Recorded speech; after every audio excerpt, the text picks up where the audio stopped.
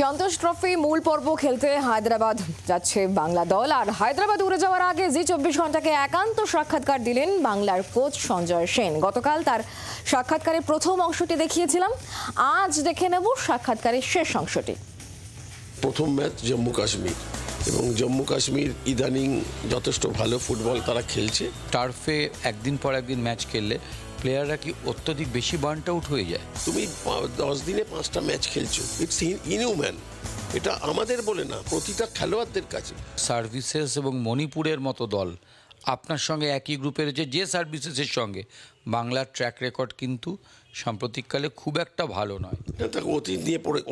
অতীত নিয়ে পড়ে থেকে ভালো লাভ নেই। অতীতে কি হয়েছে সেটা দেখে তো আমাদের লাভ নেই। আমরা কি করতে পারি সেটা দেখতে হবে। আমরা এখন তো সার্ভিসেস মণিপুরকে নিয়ে মাথা ব্যথা আমরা খারাপ করতে চাই না। আবার বলছি, আমাদের প্রথম match Jammu Kashmir, it's a tough match. ওই ম্যাচটা আমাদের লক্ষ্য জিতে শুরু করা। এরপরে ম্যাচ বাই ম্যাচ যখন আসবে তখন আমরা নিশ্চয়ই হোমওয়ার্ক করব, সেইভাবে আমরা প্রস্তুতি নেব। জম্মু কাশ্মীরের ফিজিক্যাল ফুটবলটাকে কি সমীহ করছেন? এভরিথিং, কারণ জম্মু কাশ্মীরের যে কোচ আছে মেরাজ, আমি যখন মহামডার্নে ছিলাম ও খেলেছিল, আমার একটা ভালো লাগছে যে আমার উল্টো দিকে মেরাজ কোচ করবে, এবং আমরা একসাথে প্রো লাইসেন্স করেছি লাস্ট ইয়ার। এবং মেরাজউদ্দিন যথেষ্ট ভালো কোচ, এবং খেলোয়াড়েরাও আমরা যেটা ভিডিওতে দেখেছি, খেলোয়াড়গুলো যখন প্রাথমিক পর্বের খেলা হচ্ছিল, আমাদের খেলা যেরকম ওরাও দেখেছে, আমরাও তাদের খেলা দেখেছি। তো আমার মনে হয় ভালো লেগেছে। ফিজিক্যাল অ্যাজ ওয়েল অ্যাজ তারা বুদ্ধিদীপ্ত ফুটবল খেলে। ঠিক কোন কোন জায়গাগুলোতে একটু শুধরে নিতে হবে, কোন জায়গাগুলো রেকটিফাই করে? এভরি ডিপার্টমেন্টে, আক্রমণ থেকে মাঝমাঠ থেকে ডিফেন্স থেকে সব।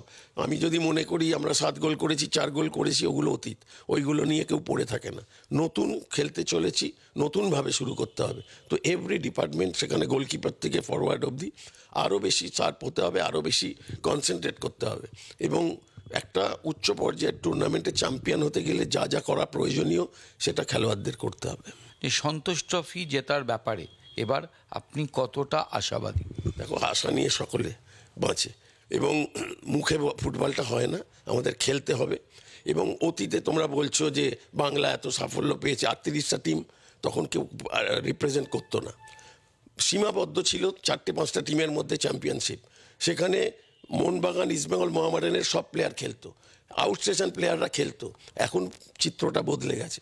এখন ভারতীয় ফুটবলটা যেভাবে স্প্রেড আউট হয়েছে, 38টা টিম এই বছর খেলছে সন্তোষ ট্রফিতে। আমার মনে হয় না অতীত দিনে যখন বাংলা এত সাফল্য পেয়েছে 38টা টিম খেলতো। এবং সবথেকে বড় কথা, গোয়া, কেরাল সার্ভিসেস এবং পাঞ্জাব, এর মধ্যে সীমাবদ্ধতা থাকতো বাংলা।